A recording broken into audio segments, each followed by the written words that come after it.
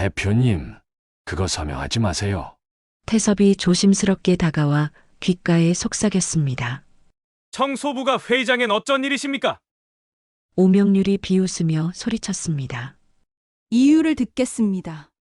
하지만 서연은 펜을 내려놓으며 말했습니다. 통도 124 다시 7은 매립지입니다. 이 조합, 사람 잡습니다. 청소부가 회사 대표의 서명을 만류하는 이 상황. 과연 이 회의실에서는 어떤 일이 벌어지고 있는 걸까요? 좋아요와 구독은 무료이니 잊지 말고 꾹 눌러주시고 이 감동적인 이야기 속으로 함께 들어가 보시죠. 시청 후 여러분도 살면서 마주한 용기 있는 선택의 순간이 있다면 댓글로 들려주세요.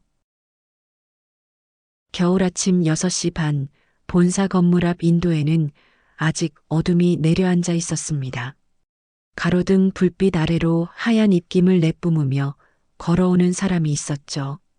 72살 윤태섭이었습니다. 그는 매일 이 시간이면 회사에 도착해서 하루를 시작했어요.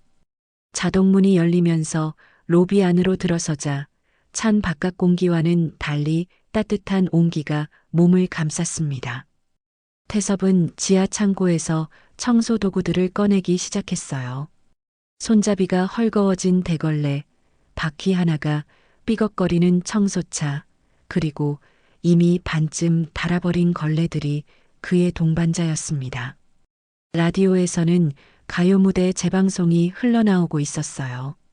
님은 같습니다. 아, 사랑하는 나의 님은 같습니다. 익숙한 멜로디가 텅 빈 로비를 채웠습니다. 태섭은 대걸레를 꾹 눌러 유리문 아래쪽 먼지를 훑기 시작했어요. 투명한 유리창에는 바깥 가로등이 흐릿하게 비쳤습니다. 바닥이 반짝이면 사람 마음도 반짝하지. 바닥은 거짓말을 안 해. 태섭의 속마음이었습니다. 그는 이 일을 시작한 지 벌써 15년이 넘었어요. 처음에는 자존심이 상했지만 이제는 이 일에도 나름의 철학이 생겼습니다. 7시가 되자 직원들이 하나둘씩 출근하기 시작했어요. 출입문 앞 도장 찍는 기계에서 딱딱 소리가 연달아 들렸습니다. 자동문이 열릴 때마다 찬 기운이 스며들어 왔죠. 태섭은 사람들이 지나간 자리의 발자국을 재빨리 닦아냈습니다. 엘리베이터가 멈추는 소리가 들렸어요. 문이 열리면서 55살의 강서현 대표이사가 나왔습니다. 그녀의 손에는 두터운 서류철이 들려 있었어요. 서연은 태섭을 보자 살짝 미소를 지으며 인사를 건넸습니다. 아침마다 유리문이 제일 먼저 반짝이네요. 감사합니다, 어르신. 태섭은 고개를 숙이며 대답했어요. 별 말씀을요, 대표님. 오늘도 좋은 하루 되세요. 서연이 엘리베이터를 타고 올라간 후 태섭은 2층으로 올라가 탕비실 청소를 시작했습니다. 믹스커피 향기가 가득한 탕비실에서는 벌써 몇몇 직원들이 커피를 타고 있었어요. 안녕하세요, 아저씨하고 인사하는 젊은 직원들에게 태섭은 온화하게 웃어 보였습니다. 복도를 지나면서 태섭의 눈에 들어온 것은 사무실 벽에 걸린 현수막이었어요. 한성자산과의 전략적 제휴 MOU라고 크게 적혀 있었습니다. 오늘 오후 3시에 대회의실에서 서명식이 있다는 내용도 함께 적혀 있었죠. 사무실 분위기가 평소와는 달랐습니다. 직원들의 표정에서 긴장감이 느껴졌어요. 복도 여기저기서 오늘만 넘기면 산다는 말이 들렸습니다. 태섭은 청소를 하면서도 귀를 기울였어요. 회사가 유동성 위기에 처해 있다는 이야기, 이번 제휴가 성사되지 않으면 큰일이라는 말들이 오갔습니다. 점심시간이 다가올 무렵 태섭은 화장실 청소를 위해 각 층을 돌기 시작했어요. 3층 남자 화장실에 들어갔을 때 쓰레기통에서 뭔가 이상한 종이를 발견했습니다. 반쯤 구겨진 채로 버려진 문서였어요. 호기심에 펼쳐보니 부속합의서 초안이라고 적혀 있었습니다. 문서 내용을 자세히 보니 이상했어요. 부지 전환 계획 청도 매립지 124-7 자재 공급사 동진 레미콘이라는 항목들이 눈에 들어왔습니다. 태섭의 표정이 굳어졌어요. 청도 124-7이라는 땅을 그는 알고 있었거든요. 청도 124-7 매립지? 그 땅 예전에 내가 기초 파던 곳 아닌가. 가스가 올라오던 그 냄새. 태섭의 속마음이었습니다. 그때의 기억이 생생하게 떠올랐어요. 1997년 그가 현장 반장으로 일할 때였습니다. 그 땅에서는 이상한 냄새가 올라왔고 집안이 불안정했던 기억이 있었어요. 그때 복도 끝에서 낮은 목소리의 통화가 들렸습니다. 태섭은 몸을 숨기며 귀를 기울였어요. 네, 부사장님. 숫자는 맞춰놨고요. 동진 쪽이 약속한 대로 들어오면. 네. 오늘 서명만 받으면 끝입니다. 48살 오명률 최고 재무 책임자의 목소리였습니다. 태섭은 가슴이 두근거리기 시작했어요. 뭔가 이상한 일이 벌어지고 있다는 직감이 들었습니다. 그는 자신의 낡은 공구 파우치에서 오래된 사진 한 장을 꺼냈어요. 1997년에 찍은 흑백 사진이었습니다. 첫 공장 기초를 붓던 현장에서 찍은 사진이었는데 사진 뒤편으로 희미하게 청도 군 매립지 경계선이라고 적힌 표지판이 보였어요. 저 서류대로면 사람 목숨 다친다. 회사도 같이 무너진다. 태섭은 확신했습니다. 자신의 경험과 직감이 그렇게 말하고 있었어요. 오후 3시 서명식까지 이제 몇 시간밖에 남지 않았습니다. 무엇을 해야 할지 고민에 빠진 태섭이었어요. 점심시간이 지나고 오후 1시가 되자 태섭은 마음을 정했습니다. 그냥 넘어갈 수 없었어요. 사람들의 안전이 걸린 문제였으니까요. 그는 구겨진 부속 합의서를 다시 한번 펼쳐보며 내용을 자세히 살펴봤습니다. 동진 레미콘이라는 회사 이름을 보자 오래된 기억이 떠올랐어요. 2000년대 초반 그가 현장 반장으로 일할 때 이 회사와 관련된 불미스러운 일이 있었거든요. 불량 자재를 납품해서 공사가 중단된 적이 있었습니다. 그때 얼마나 많은 사람들이 피해를 봤는지 생생하게 기억하고 있었어요. 태섭은 자신의 반지하 새방으로 향했습니다. 오늘은 특별히 일찍 퇴근해야겠다고 생각했어요. 집에 도착해서 벽에 걸린 낡은 명찰을 바라봤습니다. 현장 반장 윤태섭이라고 적힌 플라스틱 명찰이었죠. 그 옆으로는 97년에 찍은 사진들이 줄줄이 붙어 있었어요. 헝겊 주머니에서 손때가 묻은 수첩을 꺼냈습니다. 표지에는 자재 반입일지 1997년에서 2002년이라고 적혀 있었어요. 태섭은 이 수첩을 보물처럼 간직하고 있었습니다. 현장에서 일하며 직접 기록한 소중한 자료였거든요. 수첩을 넘겨가며 동진 레미콘 관련 기록을 찾기 시작했어요. 있었습니다. 차량 번호, 압축 강도 수치, 그리고 빨간 도장으로 찍힌 불합격 표시까지. 당시 이 회사에서 납품한 레미콘은 기준치에 훨씬 못 미치는 불량품이었어요. 그때 제대로 막았어야 했다. 그 사고 내 책임으로 남았지. 약속했지. 다시는 눈 감지 않겠다고. 태섭의 속마음이었습니다. 그는 과거의 아픈 기억을 떠올리며 주먹을 꽉 쥐었어요. 98년에 일어난 그 사고. 불량 자재 때문에 기초가 무너지면서 작업자 한 명이 크게 다쳤던 일이었습니다. 현장 책임자였던 태섭은 과실치사 혐의로 벌금형을 받았어요. 하지만 진짜 원인은 따로 있었습니다. 공기를 맞추라는 압박 때문에 제대로 된 검사를 하지 못했던 거예요. 그때부터 태섭은 자신에게 약속했습니다. 다시는 사람의 안전을 위험에 빠뜨리는 일에 눈 감지 않겠다고요. 그래서 지금도 청소부로 일하면서도 현장의 눈을 잃지 않으려고 노력했어요. 한편 그 시각 본사 대표실에서는 서연이 아버지의 흑백 사진을 바라보고 있었습니다. 벽에 걸린 창업주의 사진 속 눈빛이 유독 진지해 보였어요.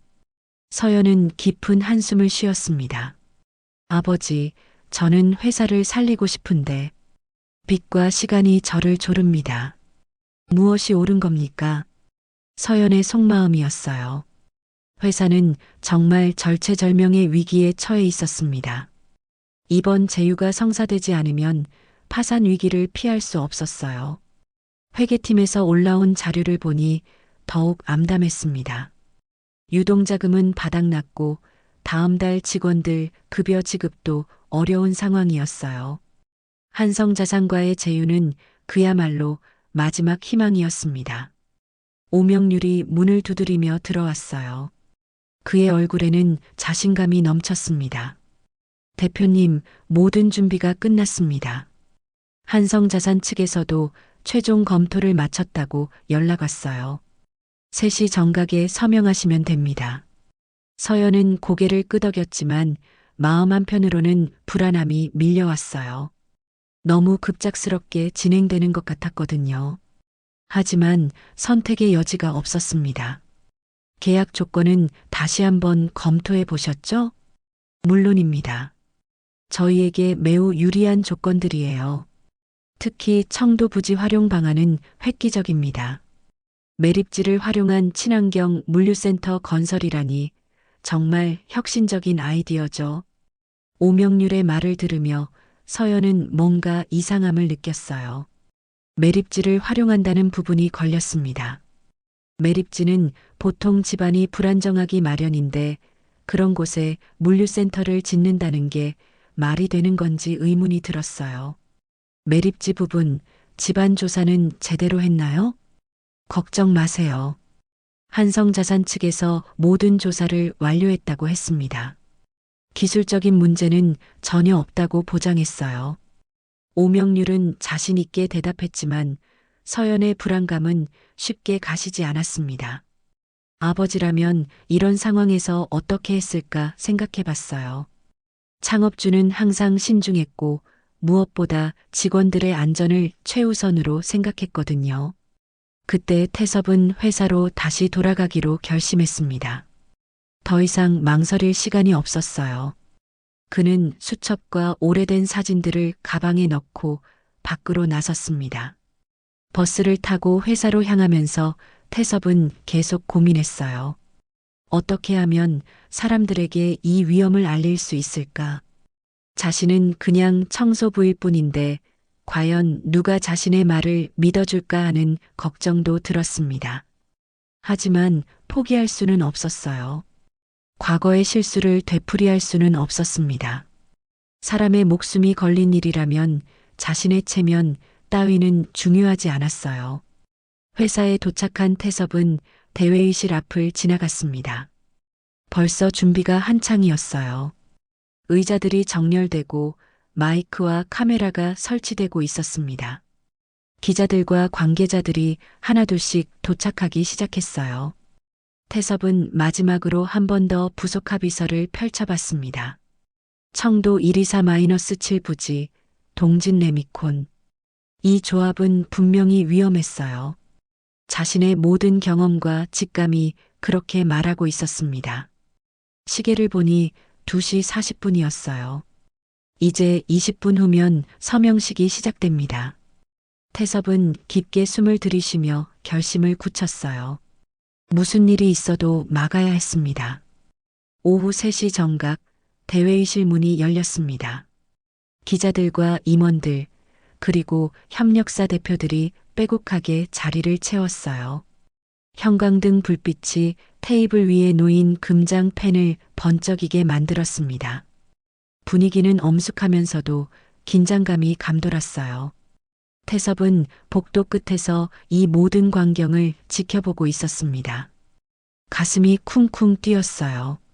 정말 들어가서 말해야 하는 건지 아직도 확신이 서지 않았습니다. 하지만 시간은 계속 흘러가고 있었어요. 사회자가 마이크 앞에 섰습니다. 오늘 이 자리는 우리 회사와 한성자산의 역사적인 전략적 제휴를 위한 뜻깊은 자리입니다. 이번 제휴를 통해 양사가 더욱 발전하는 계기가 되기를 바랍니다. 박수 소리가 회의실을 가득 메웠어요. 서연이 자리에서 일어나 테이블 앞으로 걸어갔습니다. 그녀의 손이 살짝 떨리고 있는 게 보였어요. 아무리 회사를 구하기 위한 일이라고 해도 이렇게 중요한 계약을 체결하는 건 부담스러울 수밖에 없었습니다. 한성자산 측 대표도 자리에서 일어났어요. 50대 중반의 중년 남성으로 자신감 넘치는 표정을 짓고 있었습니다. 두 사람이 테이블을 사이에 두고 마주 섰어요. 그럼 이제 서명을 진행하겠습니다. 사회자의 신호와 함께 서연이 금장 펜을 들었습니다. 펜촉이 서류에 닿으려는 순간이었어요. 그때 회의실 문 가까이에 서 있던 태섭이 조심스럽게 한 걸음 앞으로 나섰습니다. 모든 사람들의 시선이 서연에게 집중되어 있는 틈을 타서 말이에요. 그는 최대한 조용히 서연에게 다가가 귓가에 속삭였습니다. 대표님, 그거 서명하지 마세요. 순간 회의실 안의 공기가 얼어붙은 것 같았어요. 서연이 펜을 든 채로 동작을 멈추고 태섭을 올려다봤습니다. 기자들과 참석자들도 무슨 일인가 하며 웅성거리기 시작했어요. 오명률이 재빨리 일어나며 비웃듯이 말했습니다. 청소부가 회의장엔 어쩐 일이십니까? 지금 무슨 상황인지 모르시는 건가요? 하지만 서연은 펜을 내려놓았어요. 모든 사람들이 숨을 죽이고 지켜보는 가운데 서연이 차분하게 말했습니다. 이유를 듣겠습니다. 태섭은 가슴속에서 구겨진 부속합의서를 꺼내 펼쳐 보였어요. 그의 목소리는 낮았지만 단단했습니다. 청도 124-7은 매립지입니다. 집안이 살아있고 메탄이 올라옵니다. 회의실이 다시 한번 술렁거렸어요. 한성자산 측 대표의 얼굴이 굳어졌습니다. 태섭은 계속해서 말했어요. 동진 레미코는 2000년대 초 불량 자재로 공사 중단 먹은 회사죠. 압축강도 미달, 품질 조작까지 했던 곳입니다. 이 조합은 사람 잡습니다. 태섭의 말을 들은 서연의 눈이 흔들리기 시작했어요. 그 순간 과거 아버지가 했던 말이 떠올랐습니다. 숫자보다 사람을 먼저 생각해라. 창업주가 항상 강조했던 말이었죠. 오명률이 화가 난 듯이 손을 휘저으며 말했습니다. 이 사람을 당장 끌어내세요. 중요한 서명식을 방해하고 있지 않습니까? 보안 요원들이 태섭에게 다가가려 했어요. 하지만 서연이 손을 들어 막았습니다. 잠깐만요. 더 자세한 설명을 듣고 싶습니다. 태섭은 자신의 낡은 수첩을 꺼냈어요. 이건 제가 현장 반장으로 일할 때 직접 기록한 자료입니다. 동진 레미콘이 납품한 자재들의 품질 검사 결과가 다 나와 있어요. 수첩을 펼쳐 보이자 빨간 펜으로 표시된 불합격 도장들이 여러 개 보였습니다. 날짜와 함께 상세한 기록이 적혀 있었어요. 한성자산 측 대표가 당황한 표정으로 말했습니다. 이건 20년도 더 된 기록이지 않습니까? 지금과는 전혀 상관없는 이야기죠. 하지만 태섭은 흔들리지 않았어요.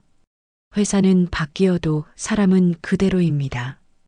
동진 레미콘 대표이사 김모 씨, 지금도 그 자리에 있어요. 그때나 지금이나 똑같습니다. 서연은 잠시 생각에 잠겼습니다. 회사의 운명이 걸린 중요한 순간이었지만 태섭의 말이 그냥 넘길 수 없을 만큼 구체적이고 진지했어요. 기자들이 카메라를 돌리며 이 상황을 촬영하기 시작했습니다. 예정에 없던 일이 벌어지자 모두들 긴장한 표정이었어요. 오명률이 다시 한번 큰 소리로 말했습니다. 대표님, 이런 근거 없는 말에 휘둘리시면 안 됩니다. 회사가 어떤 상황인지 아시지 않습니까? 서연의 머릿속이 복잡해졌어요.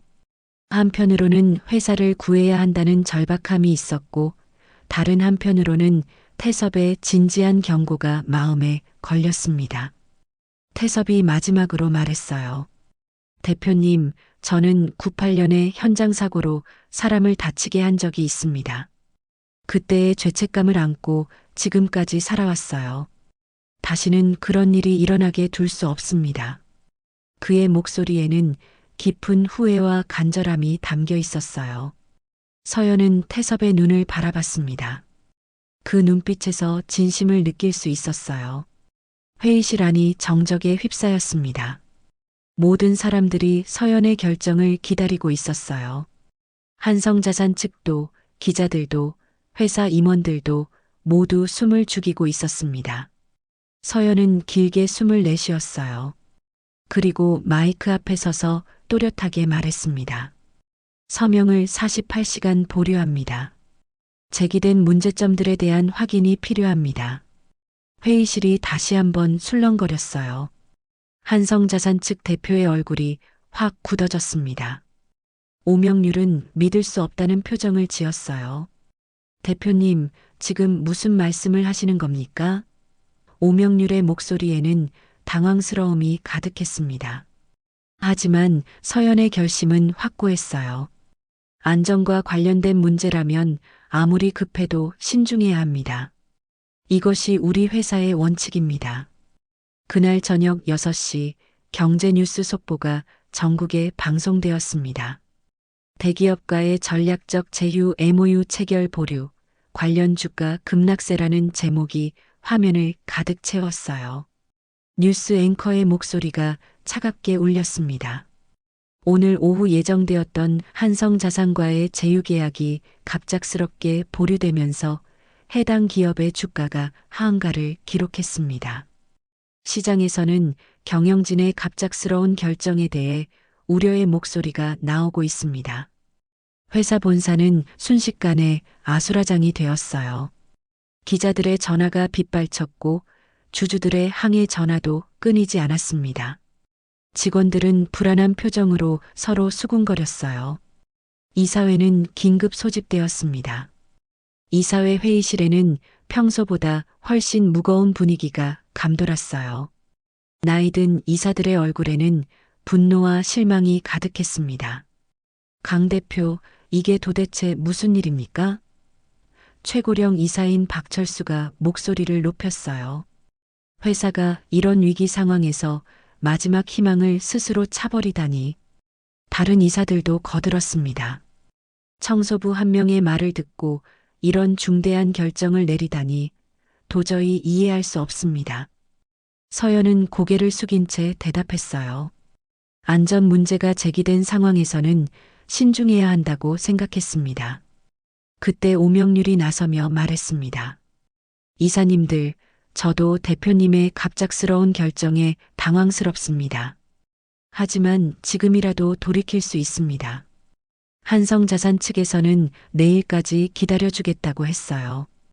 이사들의 시선이 서연에게 집중되었어요. 압박감이 점점 커져갔습니다. 대표 책임론이 불가피해 보입니다. 박철수 이사의 차가운 목소리가 회의실을 가득 메웠어요. 한편 그 시각 태섭은 보안팀에 끌려가고 있었습니다. 보안팀장이 미안한 표정을 지으며 말했어요. 어르신, 저희도 어쩔 수 없어요. 업무방해 혐의로 정직 처분이 내려졌습니다. 일주일간 출근 정지입니다. 태섭은 고개만 숙였어요. 예상했던 일이었습니다. 알겠습니다. 제 개인 소지품만 가져가도 될까요? 락커에서 자신의 물건들을 챙기는 태섭의 모습이 쓸쓸해 보였어요. 평소 친하게 지내던 젊은 직원들이 안타까운 표정으로 바라봤지만 감히 다가가지는 못했습니다.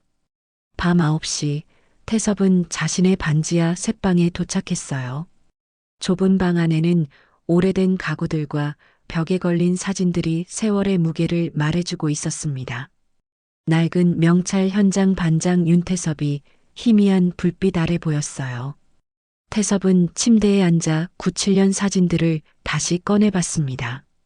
첫 공장을 짓던 그때 젊은 자신의 모습이 흑백 사진 속에 있었어요.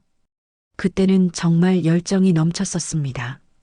좋은 건물을 짓겠다는 꿈으로 가득했었죠. 그때 제대로 막았어야 했다. 그 사고 내 책임으로 남았지. 약속했지. 다시는 눈 감지 않겠다고. 태섭은 자신에게 중얼거렸어요. 98년 그 사고가 다시 떠올랐습니다. 공기를 맞추라는 압박 때문에 안전검사를 제대로 하지 못했던 일. 결국 기초가 무너지면서 작업자가 크게 다쳤던 그날. 태섭은 그 책임을 혼자 지고 법정에 섰었어요. 사실 진짜 원인은 따로 있었습니다.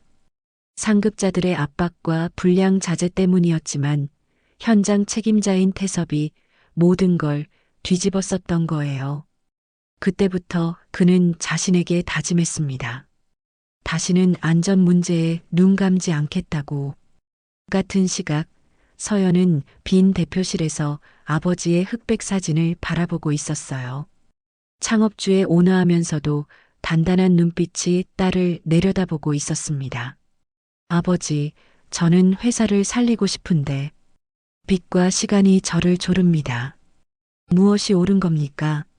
서연의 속마음이었어요. 책상 위에는 산더미 같은 서류들이 쌓여 있었습니다.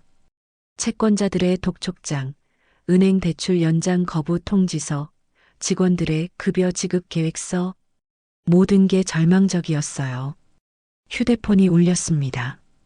한성자산 측에서 온 전화였어요. 강 대표님, 내일 오전까지만 기다려드리겠습니다. 그 이후로는 저희도 다른 파트너를 찾아야 하니 양해 부탁드립니다. 전화를 끊고 나자 서연은 깊은 한숨을 쉬었어요. 정말 마지막 기회였습니다. 이걸 놓치면 회사는 정말 끝이었어요. 그때 문이 열리며 오명률이 들어왔습니다. 그의 표정에는 약간의 짜증이 섞여 있었어요. 대표님, 아직도 고민하고 계신 겁니까? 그 청소부 말 때문에 회사 전체를 위험에 빠뜨릴 순 없지 않습니까? 서연이 고개를 들어 오명률을 바라봤어요. 오명률 씨, 정말 안전상 문제는 없는 건가요? 그분이 그렇게 확신하며 말하는데 오명률이 손사래를 치며 말했습니다. 대표님, 그분이 누군지 아세요?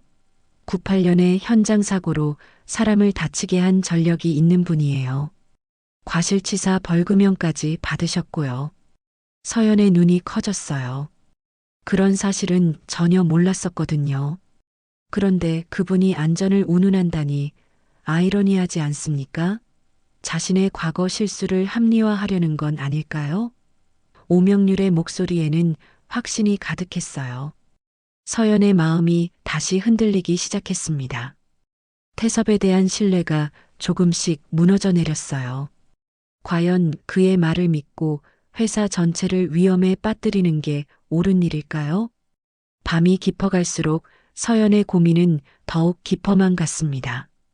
주가 하락, 채권 만기, 언론의 비난. 모든 게 그녀의 어깨를 짓누르고 있었어요.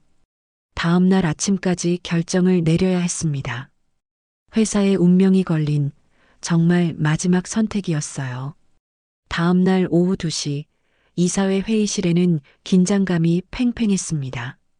오명률이 준비한 서류들을 테이블 위에 펼쳐놓으며 말했어요.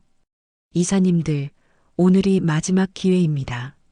한성자산 측에서는 오후 4시까지만 기다려주겠다고 최종 통보해 왔습니다. 박철수 이사가 무거운 목소리로 말했습니다. 강 대표의 독단적 결정으로 회사가 벼랑 끝에 섰습니다. 이제 해임안을 논의해야 할 때입니다. 다른 이사들도 고개를 끄덕였어요. 분위기가 점점 서연에게 불리하게 돌아가고 있었습니다.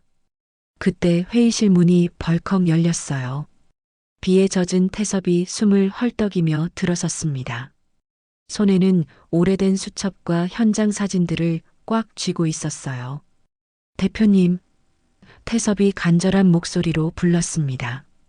보안 요원들이 재빨리 달려와 태섭을 막으려 했지만 서연이 손을 들어 제지했어요. 이건 97년 제 기록입니다. 태섭이 젖은 수첩을 테이블 위에 올렸습니다. 동진 레미콘, 그때부터 수치 조작 흔적이 있어요. 수첩을 펼치자 빨간 펜으로 표시된 불합격 도장들과 상세한 기록들이 드러났습니다. 압축 강도 미달, 품질 검사 조작, 심지어 가짜 성분 분석서까지 붙어 있었어요. 그리고 이건 창업주님이 제게 준 편지입니다. 태섭이 조심스럽게 낡은 편지 봉투를 꺼냈습니다. 현장의 눈을 믿어라. 창업주님이 제게 맡겼습니다. 이사들이 웅성거렸어요. 창업주의 편지라니 예상치 못한 일이었습니다. 그러나 오명률이 비웃으며 일어섰습니다.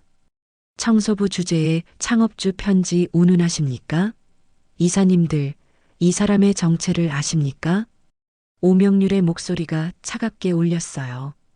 윤태섭, 98년 공정사고로 과실치사 벌금형 받은 전력이 있는 사람입니다. 그때 사람이 다쳤죠?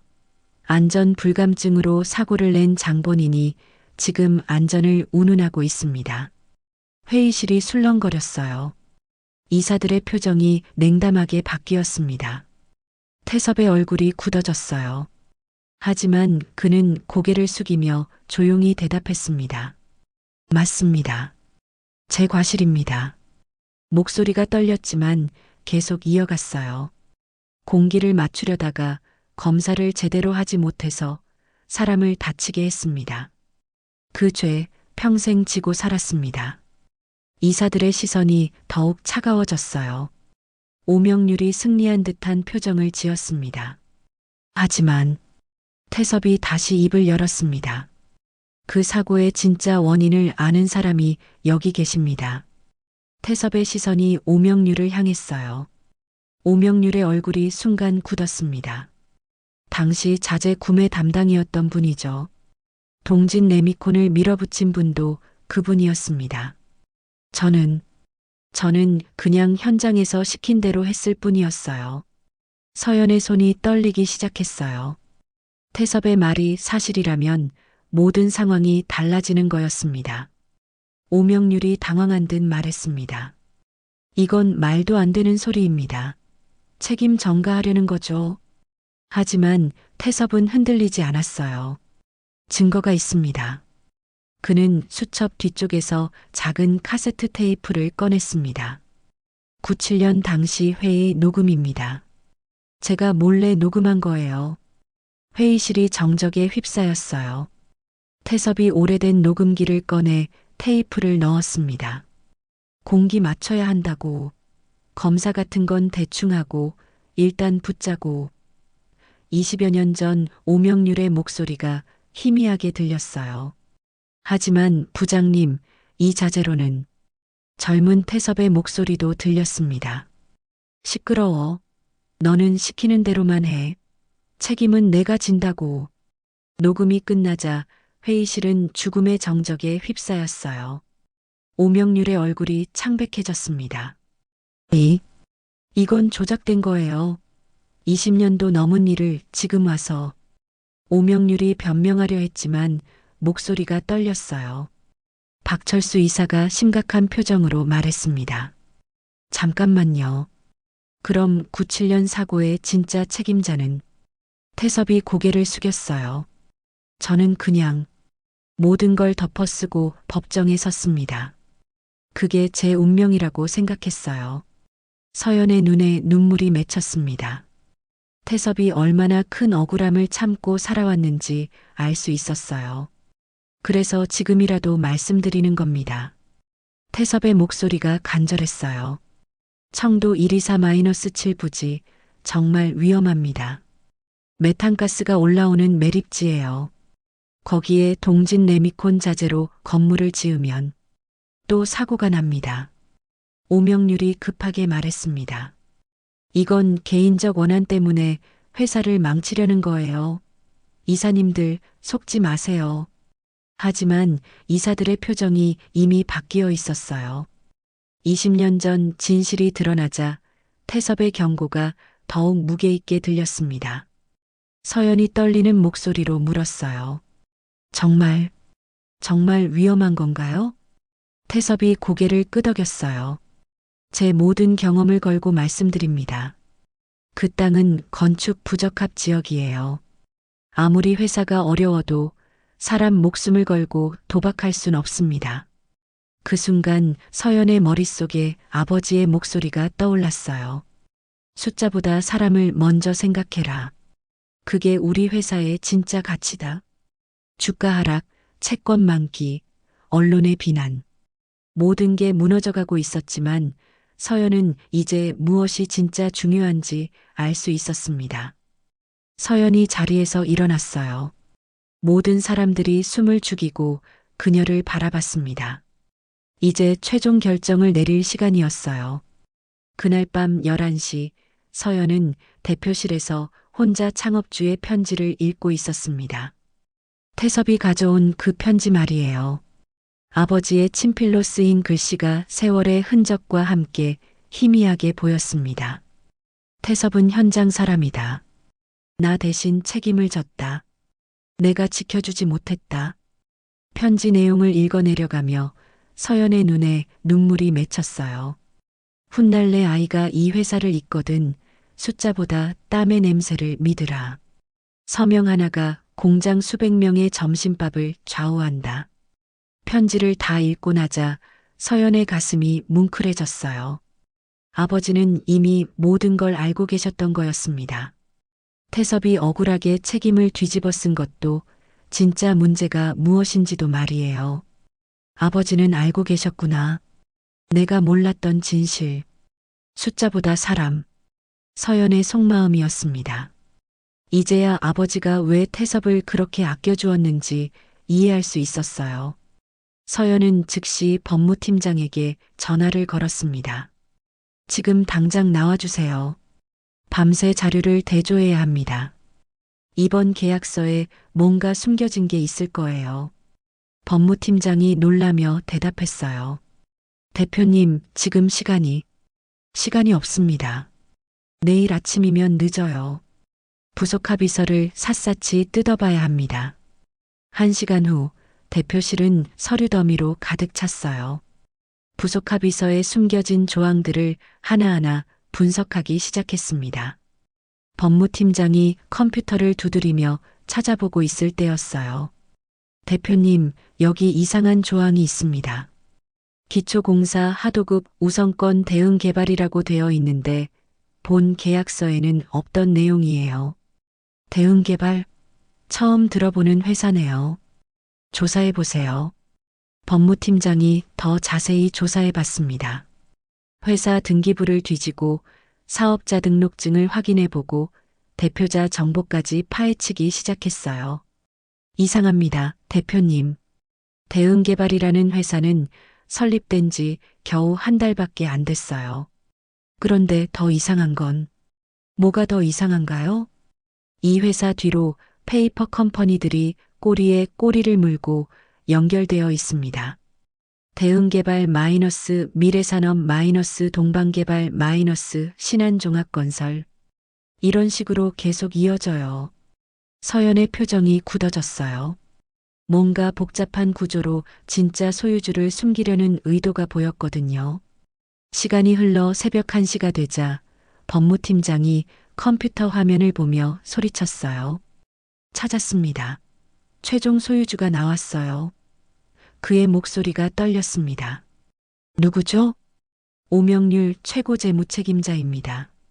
신한종합건설의 실질적 소유주가 오명률 씨 개인 명의로 되어 있어요. 서연은 의자에서 벌떡 일어났어요. 뭐라고요?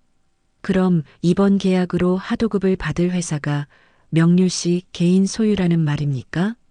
그렇습니다. 이건 명백한 배임 행위입니다. 회사의 이익을 개인적으로 편취하려 한 거예요. 서연의 얼굴이 창백해졌어요. 믿었던 부하가 자신을 배신하고 있었던 거였습니다. 더 조사해 보세요. 다른 증거도 있을 거예요. 새벽 2시 감사팀도 긴급 소집되었습니다. 과거 동진 레미콘과 관련된 모든 거래 내역을 조사하기 시작했어요. 오래된 서버에서 데이터를 복구하고 백업 파일들을 하나씩 열어보기 시작했습니다. 감사팀장이 몇 시간을 작업한 끝에 중요한 발견을 했어요. 대표님, 대변 소식이 있습니다. 동진 레미콘 품질 검사 보고서에서 조작 흔적을 발견했습니다. 컴퓨터 화면에는 수정된 데이터의 로그가 나타나 있었어요. 원래 수치와 수정된 수치가 나란히 보였습니다. 원래 압축 강도가 180이었는데 250으로 조작되어 있어요. 품질 등급도 D급에서 A급으로 바뀌었고요. 언제 조작된 건가요? 2000년부터 2003년까지 지속적으로 조작되었습니다. 그리고 수정 로그를 보면 감사팀장이 잠시 말을 멈추고 서연을 바라봤어요. 조작한 사람의 아이디가 오명률 최고 재무 책임자입니다. 서연은 더 이상 의심할 여지가 없었어요.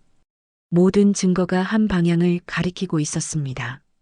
새벽 4시 보안팀에서 결정적인 증거를 가져왔습니다. 어제 오후에 녹음된 오명률의 통화 내용이었어요. 이건 어제 오후 3시경 녹음된 내용입니다. 보안팀장이 설명했어요. 재생 버튼을 누르자 오명률의 목소리가 선명하게 들렸어요. 약속된 지분, 문서 빠르게 처리해. 그쪽에서 말한 대로 청도 부지 쪽 하도급은 우리 쪽으로 넘어오는 거지. 아무도 모르게 깔끔하게 정리하고. 그렇습니다, 사장님. 서명만 받으면 모든 게 끝납니다. 대응개발 쪽으로 계약금도 이미 준비해놨고요. 걱정 마세요. 좋아. 이번 건으로 최소 10억은 건질 수 있을 거야. 그 청소부 때문에 하루 늦어졌지만 문제 없지? 네, 내일 아침이면 모든 게 정리됩니다. 녹취가 끝나자 사무실은 정적에 휩싸였어요. 서연은 주먹을 꽉 쥐며 분노를 참고 있었습니다. 20년 전에도 태섭 씨를 희생양으로 만들고 지금도 회사를 팔아먹으려 했다니. 서연의 목소리가 떨렸어요. 새벽 5시 서연은 마침내 결심을 굳혔습니다. 검찰청 경제범죄수사부에 신고 전화를 걸었어요. 배임과 횡령, 그리고 문서 조작 혐의로 신고하겠습니다. 증거 자료도 모두 준비되어 있습니다. 지금 즉시 와주세요. 아버지, 저는 사람을 택하겠습니다. 무서워도 이게 제 싸움입니다. 서연의 속마음이었어요. 회사가 어려워도 옳은 길을 가겠다고 다짐했습니다. 아침 7시 태섭은 자신의 새방에서 라디오 뉴스를 듣고 있었어요. 뉴스에서는 여전히 어제의 계약 보류 소식을 다루고 있었습니다. 과연 내가 옳은 일을 한 걸까? 태섭은 걱정이 되었어요. 회사가 망하면 수백 명의 직원들이 어떻게 될지 생각하니 마음이 무거웠습니다. 그때 휴대폰이 울렸어요. 서연에게서 온 전화였습니다. 선생님, 회사로 와주세요. 중요한 일이 있어요. 태섭은 급하게 옷을 갈아입고 회사로 향했어요. 무슨 일이 벌어진 걸까 궁금했지만 서연의 목소리에서 뭔가 단단한 결심이 느껴졌습니다. 아침 9시 본사 대회의실에는 긴급 주주총회를 위해 사람들이 모여들기 시작했습니다. 기자들과 주주들, 그리고 한성자산 관계자들까지 빼곡히 자리를 채웠어요. 어제의 계약 보류 사태와 오명률 연행 소식 때문에 모든 사람들이 긴장한 표정이었습니다. 태섭이 회사에 도착했을 때 로비는 이미 취재진들로 가득했어요. 플래시가 터지고 기자들이 마이크를 들이대며 질문을 쏟아냈습니다. 계약 보류의 진짜 이유가 뭡니까? 오명률 최고 재무 책임자 연행과 관련이 있습니까? 태섭은 고개를 숙인 채 사람들 사이를 빠져나가려 했어요. 하지만 한 기자가 그를 알아보고 소리쳤습니다. 저기 계신 분이 어제 서명을 막은 청소부 아닙니까? 순간 모든 카메라가 태섭을 향했어요. 태섭은 당황하며 엘리베이터로 향했지만 기자들이 따라와서 계속 질문을 퍼부었습니다. 정말 안전 문제 때문에 막은 건가요? 회사가 위기에 빠진 책임을 어떻게 생각하십니까? 엘리베이터 문이 닫히자 태섭은 안도의 숨을 쉬었어요. 하지만 마음 한편으로는 무거웠습니다. 정말 자신이 옳은 일을 한 걸까 하는 의문이 들었거든요. 대회의실에서는 서연이 마지막 점검을 하고 있었습니다. 어제 밤새 준비한 자료들을 다시 한번 확인했어요. 오명률의 배임 증거, 동진 레미콘의 품질 조작 자료, 청도 부지의 위험성을 보여주는 지질 조사 보고서까지 모든 게 준비되어 있었습니다. 10시 정각 주주총회가 시작되었어요. 서연이 단상에 올라서자 회의실이 조용해졌습니다. 모든 사람들의 시선이 그녀에게 집중되었어요. 어제 있었던 일들에 대해 해명하겠습니다. 서연의 목소리는 떨리지 않았어요. 밤새 준비하면서 마음을 단단히 먹었거든요. 그때 회의실 뒤쪽에서 한성자산 김 대표가 일어났습니다. 그의 얼굴에는 불쾌한 기색이 역력했어요. 강 대표님, 어제 우리를 모욕했습니다. 청소부 한 명의 말을 듣고 중요한 계약을 파기하다니 이게 말이 됩니까? 주주들도 웅성거리기 시작했어요. 회사가 이런 상황에서 마지막 기회를 날려버렸다는 목소리들이 들렸습니다. 하지만 서연은 침착했어요.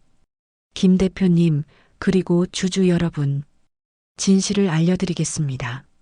서연은 프로젝터를 켜고 첫 번째 자료를 보여줬습니다. 청도 124-7 부지의 지질조사 보고서였어요. 이것은 정부에서 작성한 공식 지질조사 보고서입니다.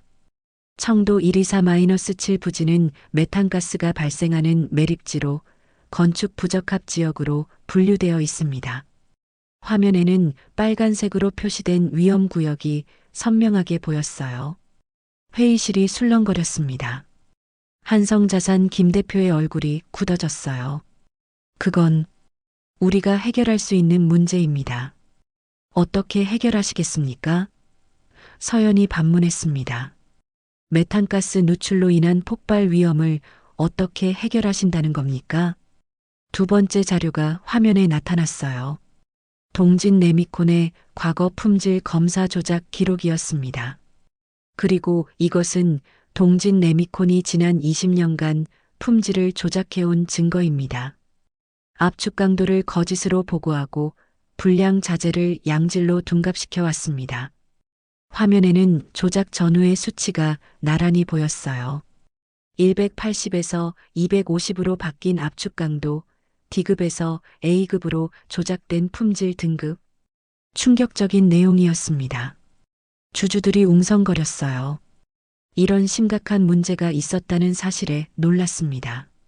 더 충격적인 사실이 있습니다. 서연의 목소리가 더욱 단단해졌어요. 우리 회사 내부에 이 모든 것을 숨기고 개인적 이익을 취하려 한 사람이 있었습니다. 세 번째 자료가 나타났어요. 오명률과 연결된 페이퍼 컴퍼니들의 관계도였습니다. 오명률 전 최고 재무책임자는 대응개발이라는 페이퍼 컴퍼니를 통해 이번 계약의 하도급을 개인적으로 따내려 했습니다. 회사를 배신하고 자신의 이익을 취하려 한 겁니다.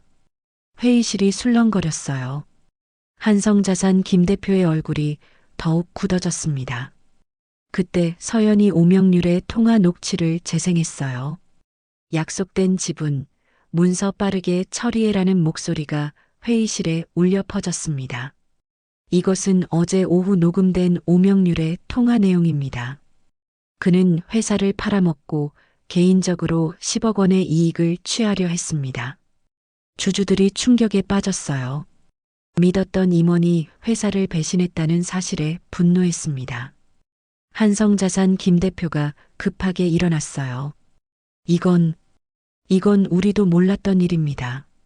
오명률과 개인적으로 거래한 것뿐이고, 그럼 인정하시는 겁니까? 서연이 날카롭게 물었어요. 위험한 부지에 불량 자재로 건물을 지으려 했다는 걸 말이죠. 김 대표는 말문이 막혔어요. 변명할 여지가 없었습니다. 그때 회의실 문이 열리며 검찰 관계자들이 들어왔어요. 한성자산 김 대표님, 공동 배임 혐의로 동행하겠습니다. 김 대표의 얼굴이 창백해졌어요. 잠깐만요. 이건 합법적인 사업입니다. 하지만 검찰 관계자들은 이미 영장을 집행하고 있었어요. 김 대표도 연행되기 시작했습니다. 주주들과 기자들이 웅성거렸어요. 예상치 못한 상황의 연속이었습니다.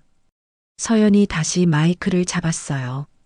주주 여러분, 그리고 국민 여러분. 우리는 오늘 중요한 선택을 했습니다. 우리는 급한 돈 대신 사람의 안전을 택했습니다. 회사가 어려워도 옳은 길을 가겠습니다. 구조조정 대신 현장 혁신으로 위기를 극복하겠습니다. 박수 소리가 회의실을 가득 메웠어요. 주주들도 서연의 용기에 감동했습니다. 그리고 한 분을 모시고 싶습니다. 서연이 회의실 뒤쪽을 바라봤어요.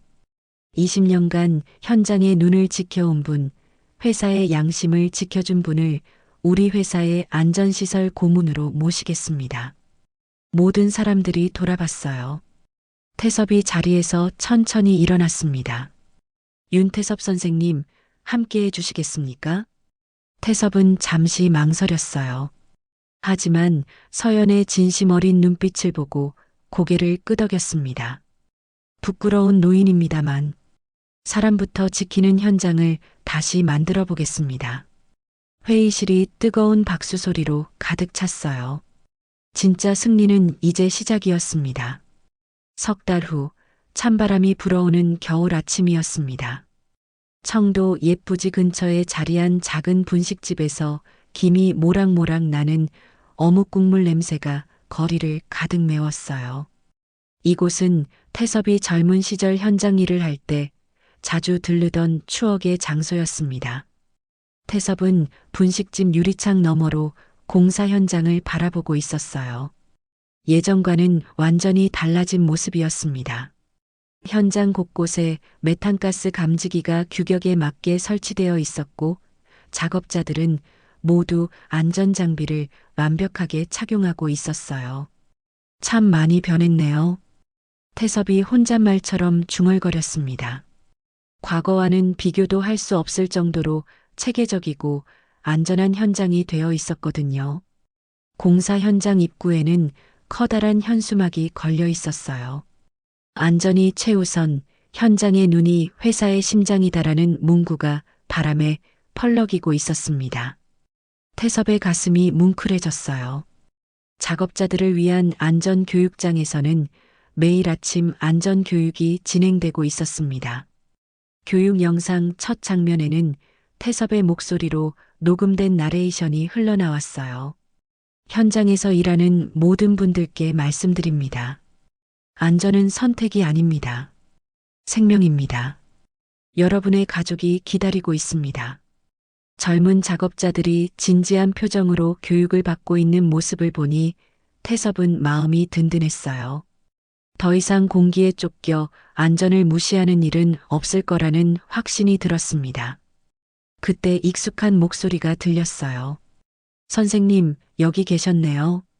서연이 따뜻한 미소를 지으며 분식집으로 들어왔습니다. 그녀의 손에는 종이컵 2개가 들려 있었어요. 대표님이 왜 이런 곳까지? 태섭이 당황하며 일어서려 했지만 서연이 손을 내저으며 막았습니다. 앉아 계세요. 저도 이 분식집 어묵이 그리웠거든요. 아버지가 살아계실 때 가끔 함께 왔던 곳이에요. 서연은 태섭 맞은편에 앉으며 믹스커피를 건넸어요. 커피 향이 분식집 안을 은은하게 감쌌습니다. 회사는 어떻게 되었나요? 태섭이 조심스럽게 물었습니다. 한성자산과의 계약을 거부한 후 회사가 어떻게 버티고 있는지 궁금했거든요. 서연의 얼굴에 밝은 표정이 떠올랐어요. 다행히 새로운 파트너를 찾았습니다. 우리의 정직한 경영 방침을 높이 평가해주는 독일 회사에서 먼저 손을 내밀어 왔어요. 정말입니까? 태섭의 눈이 반짝였습니다. 네, 그들은 안전관리 시스템과 품질 보증 체계를 보고 깊은 인상을 받았다고 했어요. 특히 현장 경험자가 안전 고문으로 참여한다는 점을 매우 긍정적으로 평가했습니다. 태섭은 뿌듯함을 느꼈어요. 자신의 결정이 헛되지 않았다는 생각이 들었거든요. 서연이 계속 말했습니다. 직원들의 반응도 좋아요. 처음에는 걱정이 많았지만 지금은 오히려 더 자부심을 가지고 일하고 있어요. 정직한 회사에서 일한다는 게 이렇게 보람 있는 일인 줄 몰랐다고 하더군요.